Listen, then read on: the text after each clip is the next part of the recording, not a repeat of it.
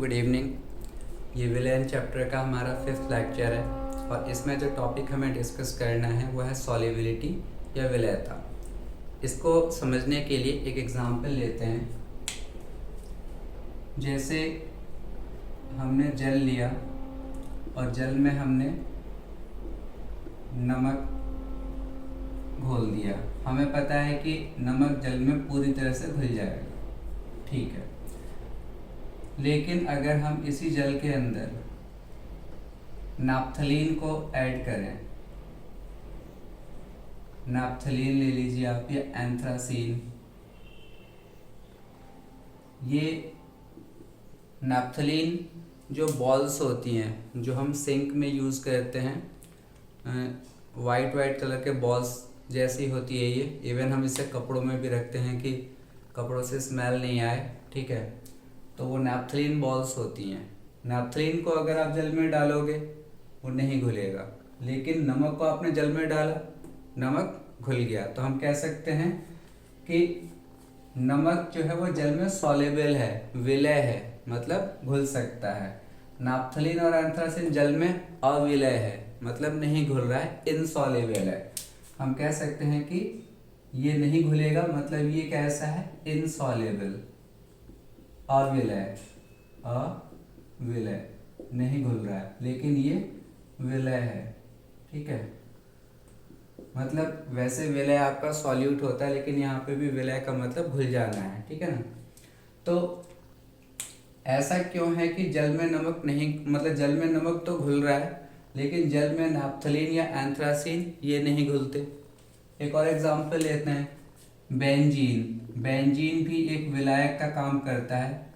आप बेंजीन में नमक डालो, ठीक है, मतलब अब हमारा बेंजीन क्या है, विलायक है और नमक विलय है, ठीक है।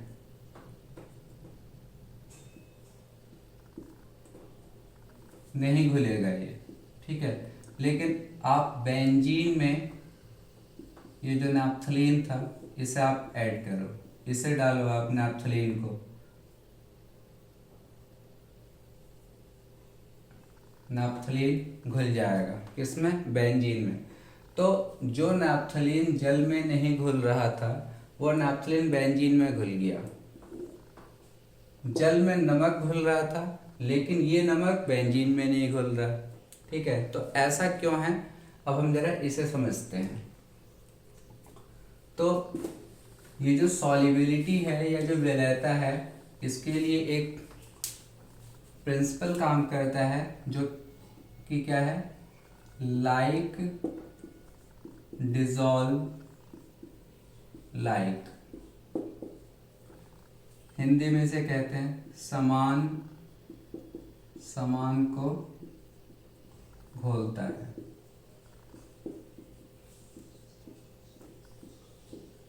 समान का मतलब यहाँ पे एक जैसा, मतलब जो इसको एक एग्जांपल से समझते हैं। जैसे सबसे पहले मैं आपको ये बताऊं कि जो विलायक होते हैं जिसमें हम किसी चीज़ को घोलते हैं हम उसे विलायक कहते हैं। जैसे जल है, बेंजीन है, ये सब विलायक हैं। इसी में आप किसी चीज़ को डालते हो और उसे घोलते हो। तो विलायक हमारे पास दो प्रकार के होते हैं, एक होते हैं ध्रुवीय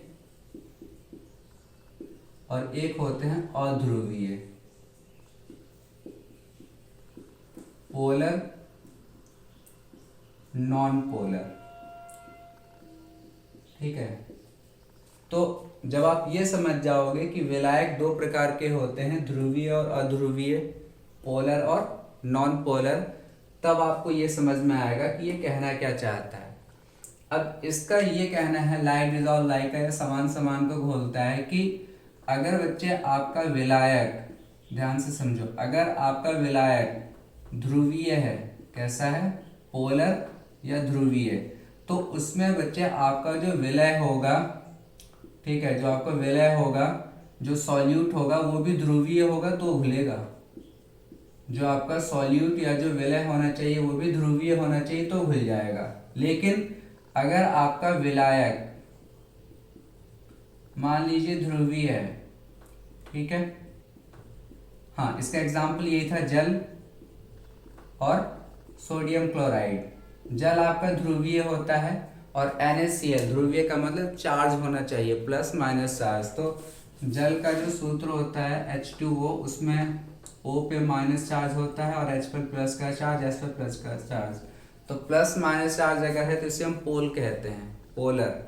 प्लस चार्ज माइनस चार्ज, एक पोल हो गया, तो यहाँ पे पोल्स क्रिएट हुए हैं। तो ये पूरा का पूरा जो आपका जल होता है वो ध्रुवीय होता है। जल अगर ध्रुवीय है तो जल के अंदर सिर्फ वही पदार्थ जाके घुलेंगे जो खुद ध्रुवीय होंगे। जैसे नमक, Na पे चार्ज होता है प्लस, Cl पे माइनस, घुल जाएगा। HCl घुल जाएगा, H पर प्लस चार्ज, Cl पे माइनस चार्ज। लेकिन अगर विलायक मेरा ध्रुवीय है और मैंने इसमें डाल दिया नैप्थलीन, ठीक है ना, मैंने इसमें नैप्थलीन डाल दिया। जो बच्चे नैप्थलीन होता है, नैप्थलीन जो बॉल होती है वो अध्रुवीय होती है, उस पर कोई चार्ज नहीं होता। जब उस पर कोई चार्ज ही नहीं है, मतलब वो कैसा है, अध्रुवीय, तो वो ध्रुवीय में घुल ही नहीं सकता, ठीक है ना। ध्रुवीय में से ध्रुवीय वाला घुलेगा। तो फिर ये किस में घुलेगा, ये अध्रुवीय वाले में घुलेगा। मतलब मैं यहाँ पे जो विलायक है वो अध्रुवीय ले लूं, विलायक कैसा हो, अध्रुवीय, तो ये नैप्थलीन घुल जाएगा। अध्रुवीय विलायक कौन सा है, बेंजीन, ठीक है। इसी वजह से बेंजीन भी अध्रुवीय है, नैप्थलीन भी अध्रुवीय है, घुल जाएंगे। ये कहना है इसका। लाइक डिजॉल्व लाइक, जो जैसा है वैसे को घोलेगा, समान समान को घोलता है। मतलब पोलर पोलर को घोलेगा, नॉन पोलर नॉन पोलर को घोलेगा। इवन इसका एक एग्जाम्पल और है, जैसे हमारे कपड़ों पर कभी जो दाग लग जाता है तेल का या ग्रीस का, तो जैसे मान लीजिए हमारे कपड़े पे दाग लग गया ऑयल का, ठीक है, तेल का, मतलब सरसों का तेल ले लेते हैं, उसका दाग लग गया, तो उसको छुड़ाने के लिए पहले के टाइम में कैरोसिन ऑयल का यूज होता था। कैरोसिन ऑयल, मिट्टी का तेल, क्यों, ये हाइड्रोकार्बन होता है, ठीक है, हाइड्रोकार्बन अध्रुवीय भी होता है। कैसा होता है ये हाइड्रोकार्बन, कैरोसिन ऑयल अध्रुवीय है, ठीक है ना। और जो दाग लगा हुआ है कपड़े पे, जो तेल होती है, जो वसा होती है, वो भी कैसी होती है, अध्रुवीय, ठीक है। तो जो दाग है हमारा, जिसे हम छुड़ाना चाहते हैं कपड़े से, वो उसमें जो केमिकल्स हैं, ठीक है, जो रसायन है उसके अंदर, वो अध्रुवीय हैं। तो जब हम इस पे कैरोसिन ऑयल लगाते हैं और थोड़ा सा रब करते हैं, तो कैरोसिन ऑयल जो कि खुद अध्रुवीय है, वो इस ऑयल को अपने अंदर घोलना स्टार्ट कर देगा, अपने अंदर घोल लेगा। तो ये जो आपका ऑयल है, ये कपड़े को छोड़कर इसमें डिजोल्व हो जाएगा, किसमें, कैरोसिन ऑयल में। तो यहाँ पर भी कौन सा टॉपिक चल रहा है, यहाँ पे भी कौन सा कॉन्सेप्ट काम कर रहा है कि समान समान को घोल रहा है, ठीक है। अगर आप ये सोचो कि इस ऑयल को, ठीक है, इस दाग को हटाने के लिए सिर्फ आप पानी का इस्तेमाल करो, नहीं छूटेगा ये। क्यों, ये कैसा है, ऑयल या जो दाग है अध्रुवीय, जो पानी आप इस पर इस्तेमाल कर रहे हो वो कैसा है, ध्रुवीय, घोलेगा ही नहीं पानी इसको, तो ये कभी हटेगा ही नहीं, ठीक है। तो यहाँ पर भी आपका कौन सा कॉन्सेप्ट काम कर रहा है, समान समान को घोलता है। ये एक छोटी सी बात हो गई, सिर्फ ये समझाने के लिए कि कुछ चीजें तो घुल जाती हैं जल में और कुछ नहीं घुलते हैं। तो इसके पीछे क्या कारण है कि जल खुद कैसा है, ध्रुवीय है, तो उसके अंदर सिर्फ वही पदार्थ आके घुलेंगे जो खुद ध्रुवीय होंगे, मतलब उन पे प्लस माइनस चार्ज होगा। ये ध्रुवीय और अध्रुवीय हम और भी चैप्टर्स में आगे पढ़ेंगे, जब ऑर्गेनिक केमिस्ट्री डिटेल में पढ़ेंगे तब पढ़ेंगे, और बाकी 11th में हमने इसे थोड़ा बहुत पढ़ा है, ये केमिकल बॉन्डिंग चैप्टर में। अब यहाँ से हम बात करते हैं कि हमें विलयता किस किस की पढ़नी है। तो एक तो यह है कि हमारे पास जो विलायक होगा वो द्रव्य होगा, ठीक है, विलायक क्या होगा, द्रव्य, और उसमें हम क्या घोलेंगे, किसी ठोस को, मतलब विलय है हमारे पास, क्या होगा, कोई ठोस होगा, ठीक है। एक इस तरह की हमें क्या कहते हैं, विलयता देखनी है कि जब हम किसी द्रव्य में किसी ठोस को घोल रहे हैं, ठीक है, ये पहला हो गया। दूसरा क्या देखना है, जब हम किसी द्रव्य में किसी गैस को घोलेंगे, ठीक है, मतलब जो अब हमारे पास विलय है वो गैस है, ठीक है, तो दूसरा हमें ये देखना है। और तीसरे टाइप का जो विलयन हम पढ़ते हैं या जो विलयता हमें देखनी होगी वो तब जब हम किसी द्रव्य को द्रव्य में घोलेंगे। ठीक है, तो विलायक भी है आपका द्रव्य, विलायक विलय पहले ठोस लिया हमने, दूसरी बार विलय गैस लिया और तीसरी बार हम विलय क्या ले रहे हैं, द्रव्य ले रहे हैं। ठीक है, तो ये अब हमें एक एक करके इन तीनों को डिस्कस करना है, एक एक करके इनकी विलयता को हमें पढ़ना है कि कौन कौन से ऐसे फैक्टर्स होंगे जो इनकी विलयता को प्रभावित करेंगे, कैसे कैसे इनकी विलयता बदलेगी, मतलब ये पूरा टॉपिक अब हम पढ़ेंगे। तो सबसे पहले हम बात करते हैं, हाँ यहाँ से एक और चीज़ आपको समझना है, ये जो सेकंड और थर्ड वाला पार्ट है, जब हम किसी द्रव्य में गैस को घोलेंगे और द्रव्य में द्रव्य को, तो यहाँ से दो बहुत ही इंपॉर्टेंट नियम आते हैं। यहाँ से हेनरी का नियम और यहाँ से राउल्ट का नियम, और ये नियम दोनों के दोनों बहुत इंपॉर्टेंट है, हेनरीज लॉ और ये राउल्ट्स लॉ।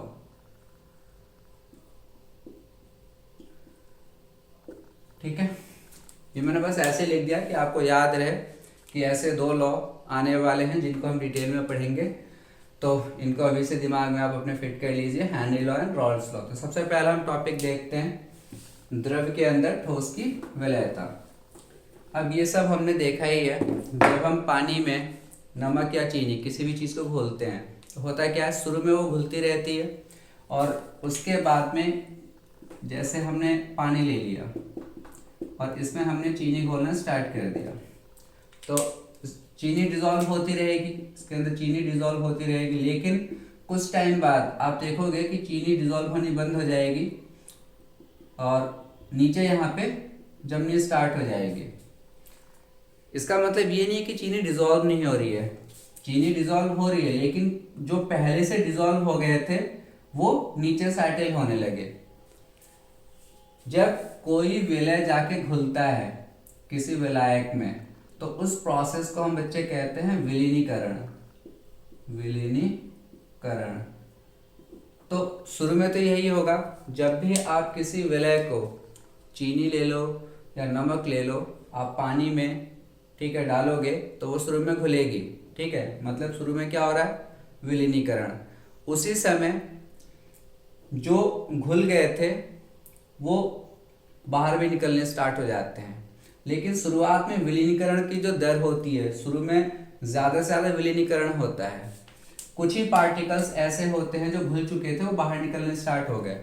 ठीक है, लेकिन कुछ और जो घुल गए थे पार्टिकल्स, जो विलय के पार्टिकल्स कण घुल गए थे, उनका बाहर निकलना, ठीक है, इसको हम कहते हैं क्रिस्टलीकरण। क्रिस्टलीकरण तो विलीनीकरण में क्या हो रहा है, जो आप पदार्थ डाल रहे हो वो घुल रहा है। क्रिस्टलीकरण भी उसी समय स्टार्ट हो चुका है कि जो घुल गए थे उसमें से कुछ कण बाहर निकलने स्टार्ट हो गए। ठीक है, तो वो कौन सा प्रोसेस कहलाने लगा, क्रिस्टलीकरण। एक टाइम ऐसा आता है कि विलीनीकरण की दर और क्रिस्टलीकरण की दर बराबर हो जाती है। मतलब अगर 4 कण विलय के घुलेंगे तो जो पहले से घुल गए थे 4 कण वो बाहर निकल आएंगे। बाहर का मतलब नीचे जम जाएंगे। ठीक है, अगर यहाँ पे घुले हुए हैं तो विलीनीकरण हो रहा है, लेकिन यहाँ से पार्टिकल्स निकल के यहाँ पे जमने लगे नीचे, तो हम कहेंगे क्रिस्टलीकरण होने लगा। और ये हर समय होता है, जब आप पानी में नमक डालो, चीनी डालो, कुछ भी डालो, तो शुरू में विलीनीकरण होगा बहुत तेजी से, मतलब आपका वो नमक और चीनी घुलता रहेगा, लेकिन कुछ टाइम बाद क्रिस्टलीकरण स्टार्ट हो जाता है और उसी वजह से हमें नीचे यहाँ पर जमते हुए दिखाई देते हैं कण। जब ये दोनों दर समान रूप से होने लगता है, ठीक है, तब क्या होगा, आपके विलयन में और अधिक विलय नहीं घुल सकता। ठीक है, आपका जो विलायक था अधिकतम जितना विलय घोल सकता था, मतलब जो आपका सॉल्वेंट है, उसमें मैक्सिमम अधिकतम जितना सॉल्यूट घुल सकता था वो डिसॉल्व हो चुका है, घुल चुका है। ऐसे सॉल्यूशन को बच्चे जिसमें कि और अधिक सॉल्यूट को, विलय को हम नहीं घोल सकते, ऐसा विलयन जिसमें और अधिक विलय नहीं घुल सकता। ठीक है, एक निश्चित ताप पर, ये शब्द जरूर ध्यान रखना, एक निश्चित ताप पर, ताप का मतलब टेम्परेचर। ठीक है, टेम्परेचर वहाँ का नहीं बदलना चाहिए। जैसे आप ये पूरा का पूरा जो सॉल्युबिलिटी है मान लो 30 डिग्री टेम्परेचर पे कर रहे हो, जहाँ पर आप ये पानी में जल या पानी में आप नमक या चीनी को घोल रहे हो, मान लो वहाँ का तापमान कितना है 30 डिग्री सेल्सियस, तो यही रहना चाहिए। ये नहीं कि थोड़ी देर बाद वहाँ का तापमान बदल के 35 हो जाए या 25 हो जाए। ऐसा होगा तो आपकी जो विलयता है, जो सॉल्युबिलिटी है, वो बदल जाएगी। तो जो हम परिभाषा देते हैं उसमें हम शुरू में ही ये बात बता देते हैं कि जो ताप होगा, जो टेम्परेचर होगा, वो निश्चित होगा। तो एक निश्चित ताप पर किसी विलयन में अधिकतम कितना विलय घुल चुका है, दोबारा से समझ लीजिए, किसी निश्चित ताप पर एक विलयन में, विलयन भी कैसा, संतृप्त विलयन, पहले ये भी समझा दूं आपको मैं, जब किसी विलयन में और अधिक विलय नहीं घुल सकता, ठीक है ना, एक निश्चित ताप पे, तो ऐसे विलयन को बच्चे हम संतृप्त विलयन कहते हैं। संतृप्त विलयन, इंग्लिश में इसे हम कहते हैं सैचुरेटेड सॉल्यूशन।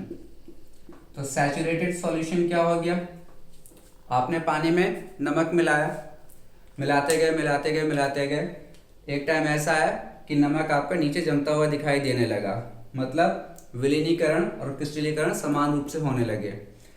मतलब तो ये हुआ ना कि अब और नमक नहीं घुल सकता, तब आपका वो जो विलयन है वो सैचुरेटेड सॉल्यूशन या संतृप्त विलयन कहलाएगा। कब, जब उसमें और नमक, चीनी या जो भी विलय है वो नहीं घुल सकता, तो हम ऐसे विलयन को क्या कहते हैं, संतृप्त विलयन। एक और होता है बच्चे असंतृप्त विलयन।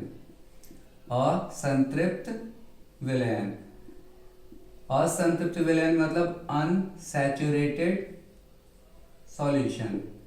ये क्या है, जाहिर सी बात है, जब तक विलयन में आपका विलय घुलता जा रहा है, ठीक है, तब तक आपका जो विलयन है वो असंतृप्त कहलाएगा। जैसे ही आपका विलय घुलना बंद हो गया, संतृप्त। लेकिन जब तक वो घुल सकता है, मतलब आपने पानी लिया, उसमें आपने 5 ग्राम चीनी मिला दिया, ठीक है, वो घुल गया पूरी तरह से, मतलब अभी आपका विलयन कैसा है, असंतृप्त। और डालोगे थोड़ा सा, वो भी घुल जाएगा।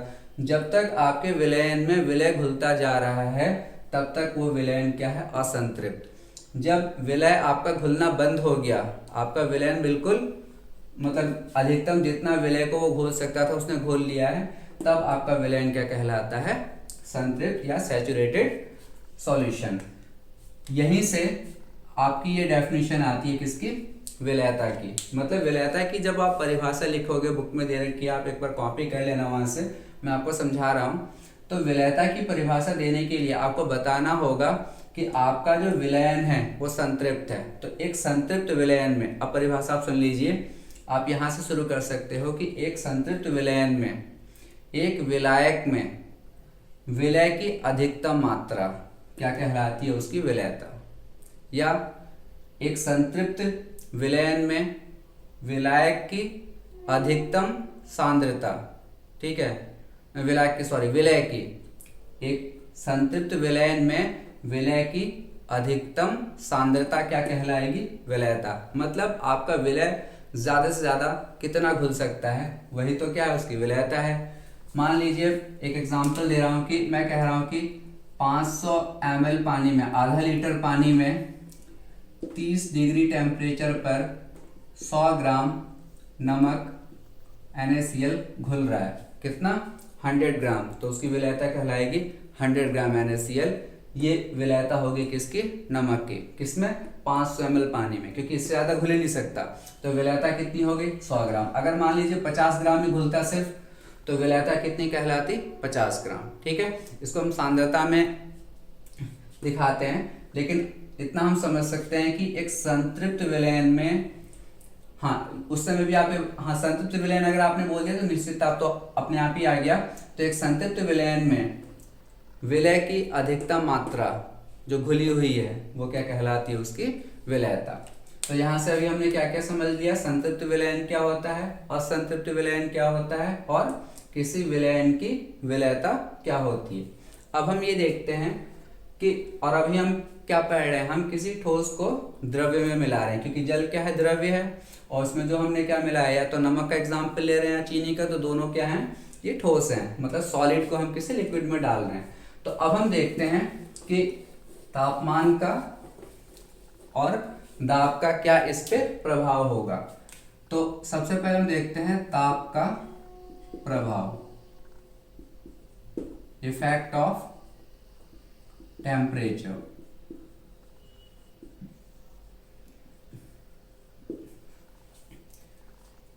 एक्चुअली में जब भी हम किसी सॉल्वेंट में, मतलब किसी विलायक में किसी विलय को डालते हैं, मतलब किसी सॉल्यूट को डालते हैं, किसी सॉल्वेंट में जब हम किसी सॉल्यूट को डालते हैं, तो आपका वो जो पूरी की पूरी प्रक्रिया है, जब विलयता स्टार्ट होगी, जब ये इसमें घुलना स्टार्ट होगा, तो दो चीजें हो सकती हैं, या तो डेल्टा एच उस पूरी अभिक्रिया का 0 से ज्यादा हो, या फिर डेल्टा एच उस अभिक्रिया का 0 से कम हो। अब इसका क्या मतलब हुआ, डेल्टा एच होता है एंथैल्पी में परिवर्तन, चेंज इन एंथैल्पी। तो चेंज इन एंथैल्पी किसी भी अभिक्रिया की हमें क्या बताती है कि हमारा वो अभिक्रिया जो है, वो जो पूरा का पूरा प्रोसेस जो आप कर रहे हो, वो ऊष्मा क्षेपी है या ऊष्मा शोषी। ठीक है, जैसे अगर डेल्टा एच किसी का 0 से बड़ा आ रहा है, तो ये ऊष्मा शोषी रिएक्शन है, ठीक है ना, जिसे हम कहते हैं एंडोथर्मिक रिएक्शन, एंडोथर्मिक। इसका मतलब ये होता है कि इस अभिक्रिया में ऊर्जा जो है, जो गर्मी है आसपास की, वो एब्जॉर्ब हो रही है, खींची जा रही है। मतलब जब विलय और विलायक आपस में मिल रहे हैं, तो आसपास की ऊर्जा को ग्रहण कर रहे हैं। ऐसे प्रक्रिया को हम क्या कहते हैं, ऊष्मा शोषी, एंडोथर्मिक। और इसके लिए डेल्टा एच का मान बच्चे हमेशा याद रखना 0 से ज्यादा होता है, मतलब पॉजिटिव होता है। एक और चीज हो सकती है कि डेल्टा एच का मान 0 से कम हो, मतलब निगेटिव हो, 0 से कम का मतलब निगेटिव। और ऐसी प्रक्रिया आपकी कहलाती है ऊष्मा क्षेपी, मतलब एक्सोथर्मिक प्रोसेस, एक्सोथर्मिक प्रोसेस। इसका मतलब ये हुआ कि जब आप पानी में नमक, चीनी ये डालते हो, तो या तो डालने के बाद उस विलयन का, ये जो डेल्टा एच है पूरे विलयन का है, या तो डेल्टा एच मतलब एंथैल्पी चेंज 0 से ज्यादा होगा या 0 से कम होगा। अगर हमें पता चल जाए कि डेल्टा एच उस प्रोसेस का, उस पूरे अभिक्रिया का 0 से बड़ा है या 0 से कम, तो हम ये बता सकते हैं कि उस पे ताप का प्रभाव क्या होगा। ताप के प्रभाव का मतलब बच्चे ये है कि अगर मैं तापमान बढ़ा दूं, टेम्परेचर बढ़ा दूं, तो विलयता बढ़ेगी या कम होगी। अब आप समझो, अगर मैं विलायक और विलय को मिला रहा हूं और डेल्टा एच 0 से ज्यादा है, मतलब जब ये दोनों आपस में मिल रहे हैं तो इन्हें ज्यादा से ज्यादा ऊष्मा चाहिए, ये आसपास की सारी ऊष्मा खींच रहे हैं। ज्यादा होने का मतलब 0 से एंडोथर्मिक, ऊष्मा शोषी, मतलब ये शोषण कर रहे हैं, ले रहे हैं ऊष्मा को आसपास की। तो अगर मैं ऐसे प्रोसेस के लिए, जब विलायक और विलय का जो सॉल्युबिलिटी है, जो घुलनशीलता है, उसमें डेल्टा एच 0 से ज्यादा है, तो क्या होगा, अगर मैं टेम्परेचर बढ़ाऊं, जाहिर सी बात है विलयता बच्चे बढ़ेगी। क्या होगी, विलयता बढ़ेगी। क्यों, इसे चाहिए ना ऊष्मा, और तापमान बढ़ाने से मैं ऊष्मा ही दूंगा। तो आपको याद रखना है कि अगर विलायक और विलय का मिलने का जो प्रोसेस है वो ऊष्मा शोषी है, ये आपको एग्जाम में दिया रहेगा, ठीक है। तो तापमान बढ़ाने से आपसे पूछा जाएगा क्या प्रभाव पड़ेगा, तो आप देख लो, अगर ऊष्मा शोषी आपको दे रखा है या ये दे रखा होगा डेल्टा एच 0 से बड़ा, तब भी आप समझ जाओगे ऊष्मा शोषी। तो दिया गया कि तापमान बढ़ाने से क्या होगा, विलयता पे क्या प्रभाव पड़ेगा, आप कहोगे विलयता बढ़ेगी। लेकिन अगर ये हो रहा है डेल्टा एच 0 से कम है, मतलब निगेटिव है, ऊष्मा क्षेपी है, वो खुद ही ऊष्मा निकाल रहा है, तब अगर आप तापमान बढ़ाओगे, टेम्परेचर बढ़ाओगे, तो विलयता बच्चे बढ़ेगी नहीं, तब कम होगी। तो ऊष्मा शोषी जितनी भी अभिक्रियाएं हैं, ठीक है, जब विलायक और विलय को आप डालोगे, तो अगर वो प्रोसेस ऊष्मा शोषी है, तो तापमान के बढ़ाने से, टेम्परेचर बढ़ाने से, ताप बढ़ाने से विलयता बढ़ेगी। लेकिन अगर ऊष्मा क्षेपी अभिक्रिया है और तब आप टेम्परेचर बढ़ाओगे, तापमान बढ़ाओगे तो विलेयता आपकी कम हो जाएगी। तो ये तो किसका इफेक्ट आ गया, टेम्परेचर का, तापमान का। दूसरा होता है इसी में दाब का प्रभाव, मतलब प्रेशर का, इफेक्ट ऑफ प्रेशर, दाब का प्रभाव।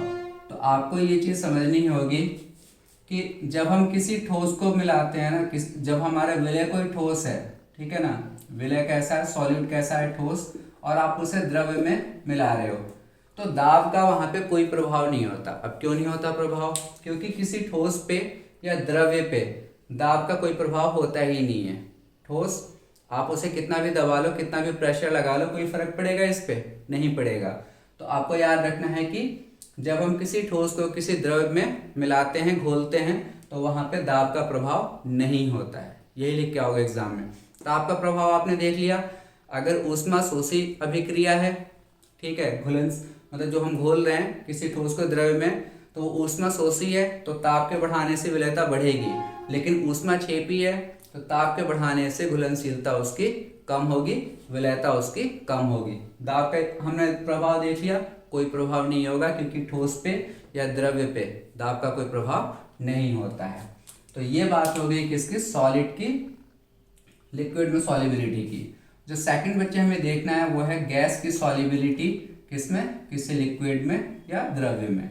ये बहुत इंपॉर्टेंट है और यहीं से हम पढ़ेंगे क्या, हेनरी का नियम।